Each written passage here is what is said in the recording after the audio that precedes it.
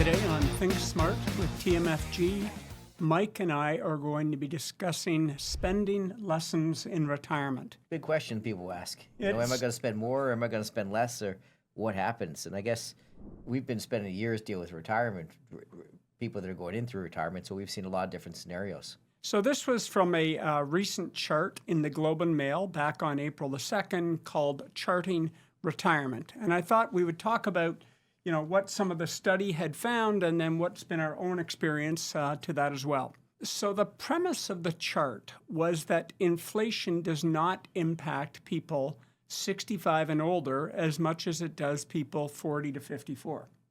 So that's a pretty bold statement. And so what they looked at was, number one, average expenditures for those 40 to 54 was about $68,614 per person. Whereas once you're over 65, it's down to about $45,945 per person. Now, I wonder if that's the actual people or is it generational? Well, let's keep exploring. Yeah. So that's a reduction of 33% in spending. Yep. There were only two categories where they actually increased their spending. One was gifts of money, went up 94% from $895 to over $1,700. The other was healthcare costs, went up from $1,379 to $1,671. But I think they're missing a couple of things. And we've always gone on the premise that when you retire, typically you'll spend about 70% of what you spent before retirement. Yep. And then put inflation on that every year. So the articles seem to get a little confused that seniors don't have any inflation. But that's not what the article's saying. It's just saying they're spending less in retirement because they're not working, and working, lots of things are more expensive when you're working. And some people spend less, it's not all people. So let's go through some of the differences that they have found. Gifts of money went up, as we said, 94%. Education went down by 84%. Yeah, that seems obvious, yep. They're not having to pay for their kids' education, their grandkids' education, or their own education. They're not going to conferences, sessions, whatever it may be. Recreation went down 22%. I can see that. They're not probably as active, yep. Right? Or they've found cheaper ways to get their recreation done. Direct healthcare costs, those went up 21%. You're 65 versus someone who's 45, 50. I'm thinking most of that is probably private healthcare, which is getting massages, chiropractors, special doctor visits, whatever it may be. That seems normal. This morning I had to go get blood. They said, there's something that's not covered here. That's going to be $45. Yeah. So not all healthcare is covered. And this is a pretty simple test I had done. Next up is clothing. Clothing and accessories went down by 56%. It makes sense. You're not going to work every day. You don't have to keep your wardrobe as up to date as you would when you're in the office. You had your office wardrobe, and now you've got your casual wardrobe. You had two wardrobes before. Now every day is casual day. Well, plus you had winter and summer. Yep. Now some people go south. They just have summer all the time. They don't even have a winter wardrobe. So you can see there's going to be changes just because of that. Household furnishings, equipment went down by a third.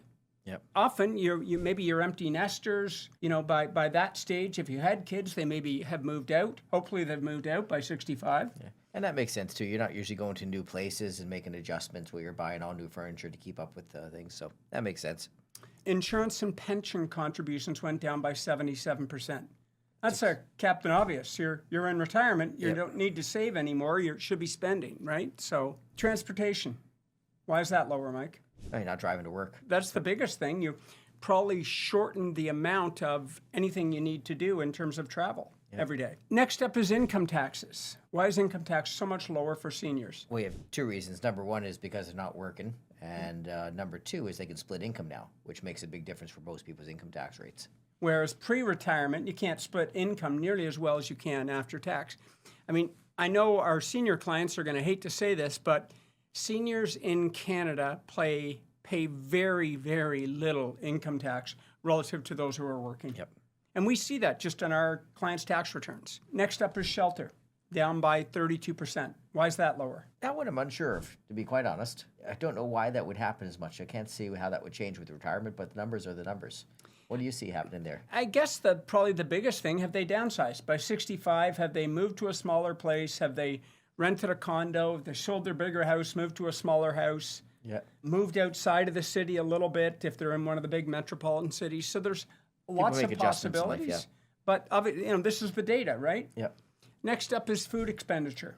Well, that's a lot of people eat out a lot less once they retire. You have time to come home and cook because you're at home. So it's not finishing your day at work and running to get a quick meal. You can actually cook at home and save some money. Next up, let's go through some observations. Number one, probably the biggest observation from the study. It's no surprise that insurance and pension contributions went down. Quite simply, you no longer need to save for retirement. You may not even need some of that pre-retirement insurance that you had in place, like term insurance, just in case one of you died. Typically by 65, you've got enough assets to protect if something happened to the other partner. What's up next? We talked about income taxes, and obviously that goes down quite a bit. We said when most financial advisors do a plan, individual may only need to spend 70% of their pre-retirement expenses. So I guess this is lining up with that scenario. So, it's interesting when we put something like that in. I know we're going to hear from people that say, that's too simple. And it is too simple. But if you're drawing it on the back of a napkin for someone, do you want to put the complicated formula, or do you want to just put roughly what do most people on average spend in retirement? And it's about 70% of what they were spending pre-retirement. It's like I always see people argue with that 4% rule, right? And they do this complicated thing and it comes out to be 4.1% after this complicated procedure they go through. So the 60-40 portfolio, all these articles about it's dead, it's finished. Yep. And then 6 months later, the 60-40 portfolio is back in vogue. No, it is a good benchmark. Let's go for the difference in spending. So the graph showed that at 65, they're spending $46,000. At 40 to 54, they're spending $68,000. That's roughly a third difference. So that back of the napkin approach, I think, is very accurate on average. The tricky part is it's different people, though, they're surveying, right? Is there any generational piece in there? That a person that was born in a different era spends less money. Someone who was born in the 50s has different spending, let's say, habits than someone who's born in the 70s. Like with or without retirement? I think the one that is probably disappearing is back in people that were in the 20s, whether they were a kid in the 20s or they watched their parents go through in the 20s. When they saw the severe recession that hit, they learned to live without, and so they have trouble spending money. I think that we're into a different age category now. Yep. My parents may have been born there, but they didn't experience what it was like to go through a recession. Of that magnitude. The other one I think that's missing is travel. Clients in retirement, they've typically got a bucket list of places they want to go. Some long, some short. Is that built into a $48,000 age 65 expenses a year? I don't think so. Now that's only $4,000 a month. I think they're missing the travel budget. Yep. And typically, for most of our clients, that travel budget doubles or triples compared to pre-retirement. And the other thing, if we take this back, this survey was done in 2021, which is a bit an odd time to survey people on spending, right? Because 2021 was, COVID happened in 2020, so this was central COVID time, right? Yep. So it may not be as accurate. Obviously, they don't look at travel because no one could travel in 2021. So when we come back and they say, seniors aren't spending that much, but this is 2021, obviously no one's traveling. You go put that in the budget, it's a whole different thing. So you mean there's going to be another article that said travel has gone up 3 times since 2021? Yeah. No surprise. It was a period of extremely low inflation up to 2021. So if you look at 2011 to 2021, inflation was 1 to 1.5%. It was one of the lowest inflation periods on record. It's not that anymore. We're now facing 2, 3, even in the US, 4.5% inflation. Yeah, sometimes people make wrong statements in here. Inflation's, the effect of inflation is somewhat related to, I guess, the severity it can have is as a relation of time, right? But the idea is when you think of retirees, we're not necessarily talking about an 80-year-old that's going to pass away in 5 years. Right. Now we're talking people that are 65. They can live for 30 years. inflation is a very important thing to consider if you're going to be around for 30 years. It's going to eat away your buying power. So the statement that Canadian seniors don't feel inflation as much as everybody else, I actually think they feel it more. Well, yeah, because what happens, they're on a fixed income. Like if inflation hits and you have a job, generally speaking, your pay is going to go up with inflation rate. So inflation, if you're working and you have a good job that's expanded with the economy, inflation should have zero effect on you because your compensation is going to go up. When you retire and you're at a fixed income, some people are very lucky to have one that's fixed with the rate of inflation, but many people are not. So they're going to feel inflation even more than someone who gets to have job raises every year. That's going to have a big impact, right? And that's why seniors, they go to buy groceries. If they don't have any more income coming in, they really notice the price of groceries have gone up.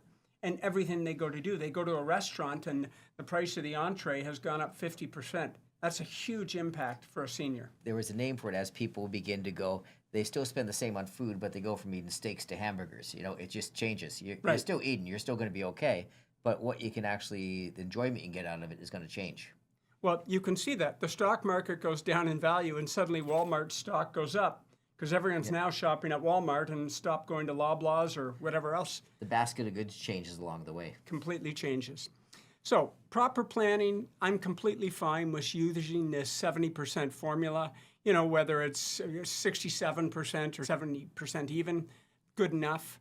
I think you need to incorporate more expensive travel in retirement, at least for that first 10 to 15 years, maybe to age 80. Next up, depending on your financial situation, you might have the ability to help your kids. Yep. So make sure you're including that in your financial plan. And we usually at the plan try to separate the travel costs. People ask why you do that. Because the travel cost is very variable cost that you can have control of, right? The fixed costs are the fixed costs. And if you're having a real bad year in the marketplace, you may decide not to do a trip somewhere, but you're still going to have to eat food. So that's why you really have to separate, you know, the food, the shelter, all the necessities away from the vacations and things like that. That brings us to the end of another week. This is Rob and Mike with Think Smart from the McClelland Financial Group of Assante Capital Management.